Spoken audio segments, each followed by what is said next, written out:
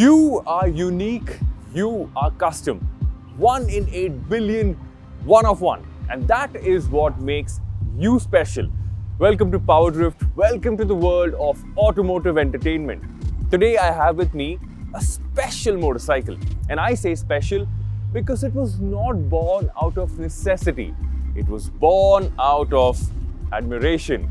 Meet the Royal Enfield Shotgun 650.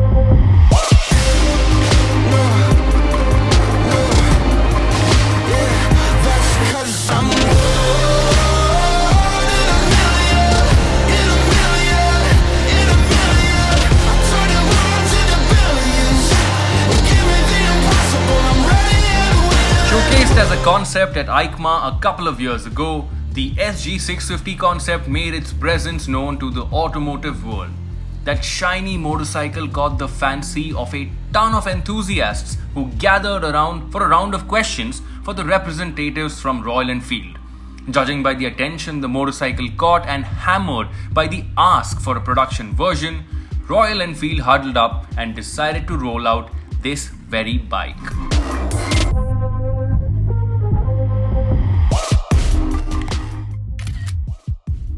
Inspired by custom for custom. That's what Royal Enfield says, and in that sense, custom bikes are spectacular for most people. And mostly custom bikes are also built for a very specific purpose of showcase. But that's not the case with this motorcycle. This is meant to be on the road, and I think it looks good. We saw the Motorverse edition at Motorverse, and that was special. One, because it was limited edition, and second, because it was hand painted, layers of craftsmanship, and that's why it looked beautiful. But the same cannot be realized when you want to take things to mass market production. So here we are with different color schemes, a floating seat for this particular variant, double barrel exhaust, and I think it looks good. What do you think? Let me know in the comments.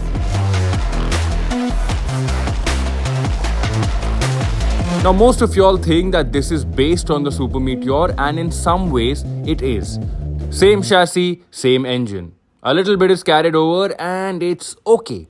It only means less time in the lab and out on the shelf quicker than what a completely new motorcycle would take.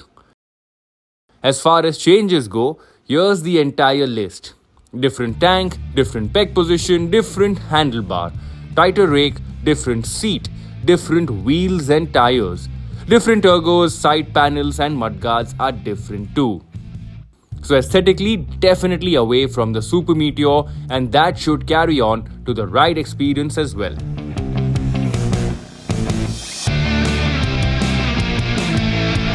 Twin, parallel twin.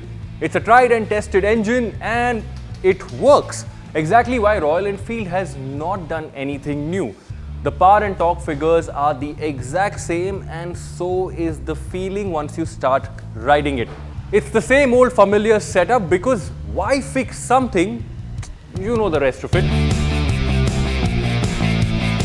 So enough talk in the city, enough juice in the mid, and enough performance for the highway. And in that sense, it's a good motorcycle for both the urban scape as well as the open road. Like I said, there's nothing new to talk about here except maybe the engine casings, but engine casings don't add to performance numbers like stickers do. So, why fix something?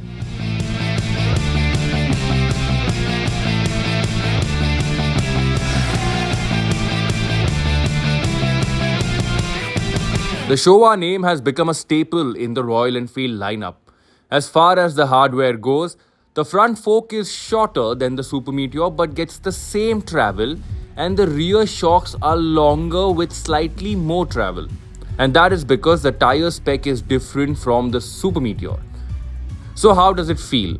Firm. This setup struggles with bad roads and closing the throttle is recommended. But once you see a nice smooth patch of tarmac, the shotgun smiles. The suspension feels at home where there's not a lot of work involved. In cities where roads need surgery, you will hear yourself say ouch more often than wow.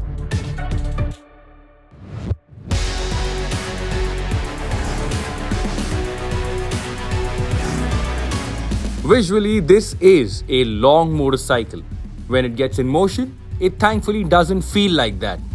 The short handlebar, the way you grip the tank makes the bike feel compact, and a tighter rake than the Super Meteor means this turns well. The thing that gets in your way is cornering clearance.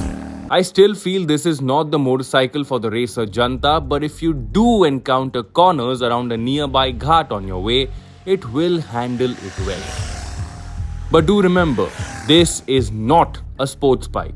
It's a motorcycle that is best suited for smooth tarmac with an endless horizon in sight. However, when you do come back to the city with a single seat, be mindful of the extended open space at the rear. It might be tricky for the first few days, but I'm sure you will get used to it. As far as ergonomics go, this is a bit of a weird spot. The new handlebar and the revised mid-mounted pegs make for a weird rider's triangle. The bar should have been a little closer to the body because right now it feels a tad bit far, and this is an immediate realization. Plus, the pegs get in your way when you're riding with your feet down in bumper-to-bumper traffic. Maybe this is a tall rider thing, maybe it's a motorcycle thing. For me, this is not working out. On the plus side, like I mentioned earlier, the tank is really nice to grip onto, and when the roads open up, it feels engaging to ride.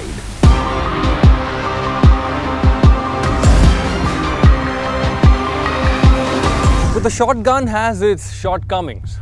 As a format, it's not everyone's cup of tea.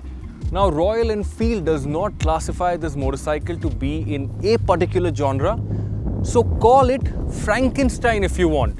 It is something of everything, but it's not something of something, if you know what I mean. It's not a linear theme. After the launch of the Himalayan, I would have loved to see the same instrument cluster on the Shotgun 650 as well. Maybe it's a cost issue, maybe it's a modern meets custom issue, I don't know. But the addition of that would have meant the removal of this tripper pod. So all your information on one side, very clean, very neat to look at. Another issue is the weight. 240 odd kilos isn't exactly light, but if you like riding solo, 234.5 without the pillion seat and the bracket. There are other motorcycles in the market if you like riding with a pillion, but if you resonate with a forever alone theme, you should take a look at this. Just like the Super Meteor, I also feel that this is meant more for the global market, where the roads are nice, smooth, open highways, fast flowing ride. If you're looking for a motorcycle particularly for the city, look somewhere else, even if it means looking at a Royal Enfield portfolio. But if you spot one in your city, I promise you will turn your head and you will admire it. On that note, thank you so much for watching. I hope you enjoyed this video. If you did, drop a like, tell us what you think about the motorcycle in the comment section below.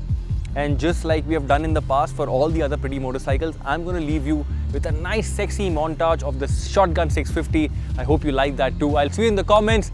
Thank you so much once again. My name is Varun Painter and I will see you later.